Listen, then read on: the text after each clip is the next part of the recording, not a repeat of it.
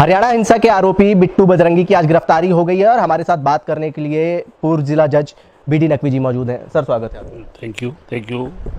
हरियाणा की जो हिंसा हुई थी उसका आरोपी बिट्टू बजरंगी आज गिरफ्तार हो गया, कैसे देखते हैं इस गिरफ्तारी को? ये एक अच्छी खबर है क्योंकि बिट्टू बजरंगी मोटिवेटर था। उसने सब जो वहाँ घटना हुई हरियाणा में जो भी वायलेंस हुआ उसमें इनिशियली वही दोषी है, क्योंकि उसने इंसाइट किया लोगों को, गलत तरीके से वीडियो जारी करे, लोगों को धमकाया और चैलेंज किया, जिसकी वजह से वहाँ ये वाक़या हो पाया।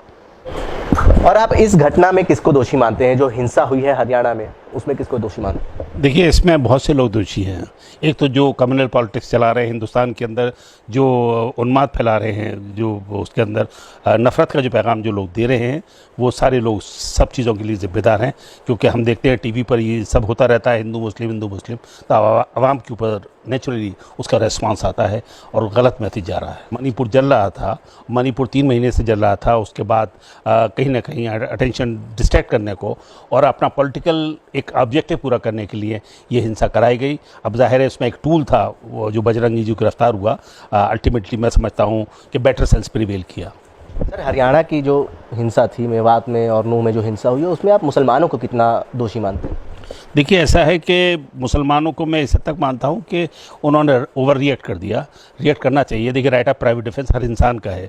अब चाहे वो मुसलमान हो या हिंदू हो, कोई भी इंसान हो, अपने घर को, अपनी बस्ती को डिफेंड तो करेगा। इसलिए मैं समझता हूँ कि सरकार की तरफ से राइट ऑफ प्राइवेट डिफेंस के बारे में बताना चाहिए मीडिया के जरिए कि वो किस हद तक डिफेंड कर सकते हैं और उसकी क्या लिमिटेशन है। जी, क्या लगता है सर आपको, क्या जो इतनी बड़ी घटना हुई है, जो हिंसा हुई है, उसमें क्या प्रशासनिक चूक हुई है? ये तो बिल्कुल प्रशासनिक चूक है, लॉ एंड ऑर्डर का फेल्योर है। और जैसा कि ऑनरेबल हाई कोर्ट ने, पंजाब हरियाणा हाई कोर्ट ने जो कहा कि भाई इसको स्टे कराओ, इसीलिए कह रहा कि बुलडोज़र चला रहे हैं आप, तो इसलिए सारी चीज़ों को देखा। और मैं समझता हूँ हाई कोर्ट की जजमेंट आने के बाद ये बात साफ हो गई है कि आपका एडमिनिस्ट्रेटिव फेल्योर हुआ।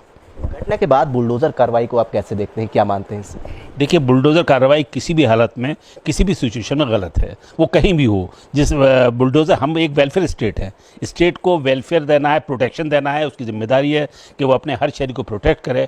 और बुलडोज़र चलाने का मतलब ये है कि आप भी उसी सब में शामिल हो गए जहाँ वो लोग जो उन्मादी थे, जो हथियार लेके जा रहे थे, हमला करने जा रहे थे, लड़ाई लड़ने जा रहे थे। सरकार को पार्टी नहीं बनना चाहिए, सरकार को ऑब्जेक्टिवली चीज़ों को देखना चाहिए। नासिर और जुनैद की हत्या के आरोप मोनू मानेसर पे लग रहे हैं, तो क्या लगता है आपको इसमें कहीं ना कहीं सरकार जो है वो लापरवाही कर रही है? देखिए, कोई भी FIR हो, उसके बाद किसी भी मुल्ज़िम को गिरफ्तार न किया जाए, वो भी मर्डर के जो भी सस्पेक्ट है, उसको इन्वेस्टिगेशन ना हो, तो फिर ये क्या कहा जाएगा? सरकार चाहेगी तो वो अरेस्ट भी होगा, सरकार चाहेगी वो जेल भी जाएगा। तो ये सरकार के ऊपर ही है ना सारी जिम्मेदारी। इसलिए सरकार तो सरकार को अपनी जिम्मेदारी लेनी पड़ेगी। जी, अकाउंटेबिलिटी है स्टेट की, बिल्कुल है, मोनू मानेसर में है। और मैं समझता हूँ ये उसी का आफ्टरमाथ है। जुनैद के हत्यारों को गिरफ्तार न होना, उससे चीज़ें ख़राब हुई। एक बड़ा सवाल, अभी पलवल में हिंदू समाज ने बैठक करी है और ये निर्णय लिया है कि ये जो अधूरी यात्रा थी उसको फिर से निकालेंगे। क्या लगता है आपको, फिर से एक बार लॉ एंड ऑर्डर बिगड़ सकता है, या सरकार को क्या कदम उठाना चाहिए, प्रशासन को क्या कदम उठाना चाहिए? मेरे ख्याल से सरकार को 2-3-4 महीने के लिए किसी भी यात्रा को, किसी भी तरह का कोई भी प्रोसेशन हो, पॉलिटिकल प्रोसेशन हो, रिलीजियस प्रोसेशन हो, सबको बैन कर देना चाहिए हरियाणा में।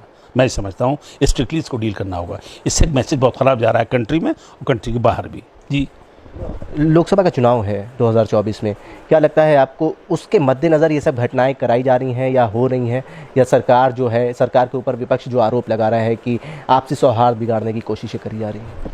देखिए, परसेप्शन तो यही बन रहा है, लोग परसीव तो यही कर रहे हैं कि ये सब 2024 की तैयारी है। लेकिन अब मैं इसके बारे में जब तक नहीं कह सकता, जब तक मुझे प्राइवेट कुछ पर्सनल इन्फॉर्मेशन ना हो, जब तक मेरा कमिटमेंट प्रॉपर नहीं होगा कि मैं ये सब कह दूं।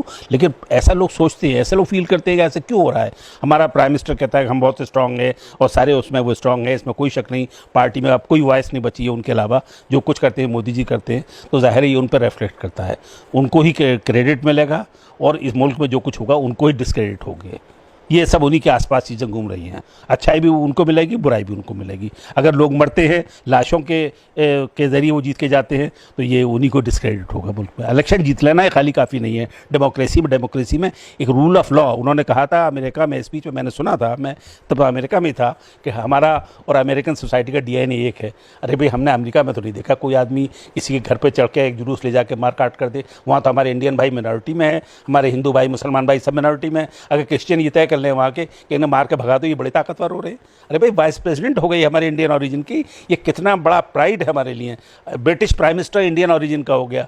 मैं तो ये देख के आया हूँ कि अगले 20-30 साल में इंडियंस विल रूल यूएसए। मैं आपको बता रहा हूँ, लोग याद रखें आज इस वीडियो को मेरे, इतने ताकतवर हो चुके हैं पॉलिटिकली, इकोनॉमिकली, सोशली, उनकी एक हैसियत है। इसीलिए मोदी जी जब जाते हैं अमेरिका तो वहाँ सब लोग इकट्ठे हो जाते हैं। ये उनकी ताकत का इजहार है। वो हिंदुस्तान में नहीं है, वो एनआरआई हैं, वो अमेरिकन सिटीज़न है। और अमेरिका की खूबसूरती ये है कि वहाँ बहुत से रंग के लोग हैं और सबको बराबर के राइट है। Rule of law is there.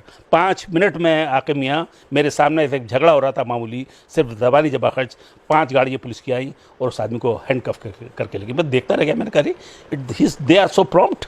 हमारे यहाँ तो कत्ल भी हो जाए तो मेरे ख्याल 1-2 घंटे लगेंगे उस लाश को उठाने में, पुलिस के आने में, उसका पोस्टमार्टम कराने में, कई दिन गुजर जाएंगे और लोग दौड़ते रहेंगे। ये हमारा हिंदुस्तान है और एक अमेरिका वो है जहाँ हर चीज़ अच्छी तरह से होती है। हम चाहते हैं कि अच्छी चीज़ें हमारे यहाँ हों। हम अच्छे सोचने वाले हैं, हम अपने मुल्क से प्यार करते हैं, मोहब्बत करते हैं और यहीं हमें मरना है। सर, एक आखिरी सवाल आपसे। हरियाणा की जो जनता है वो मांग कर रही है कि उत्तर प्रदेश के मुख्यमंत्री योगी आदित्यनाथ जैसे मुख्यमंत्री हरियाणा में होने चाहिए। आई थिंक हरियाणा से बेटर परफॉर्मेंस तो है, ये तो मानना पड़ेगा। अब ठीक है, यहाँ भी कुछ वाक़े ऐसे हुए हैं जिससे तकलीफ़ हुई और एक एजेंडा एक परसू करते हैं, लेकिन हमारा चीफ मिनिस्टर कहीं ना कुछ बेटर करता है, ये तो मानना पड़ेगा। मैं जहाँ तक मैं उनको रेट करता हूँ, कहीं कहीं गलत हो सकते हैं लेकिन कहीं जगह वो अच्छे भी हैं। बहुत बहुत शुक्रिया सर हमसे बात। Thank you. हमारे साथ पूर्व जिला जज बीडी नकवी जी मौजूद थे, जिन्होंने कहा है कि हाँ, उत्तर प्रदेश जो है कहीं ना कहीं हरियाणा से अच्छा परफॉर्म कर रहा है लॉ एंड ऑर्डर के मामले में। और जिस तरीके से वहाँ की जनता मांग कर रही थी कि उत्तर प्रदेश जैसे मुख्यमंत्री हरियाणा में होने चाहिए, तो उसके ऊपर भी खुल के जवाब दिया बीडी नकवी ने। बीजेटी न्यूज़ के लिए कैमरा पर्सन जिशान खान के साथ आकिब मिराज खान, लखनऊ।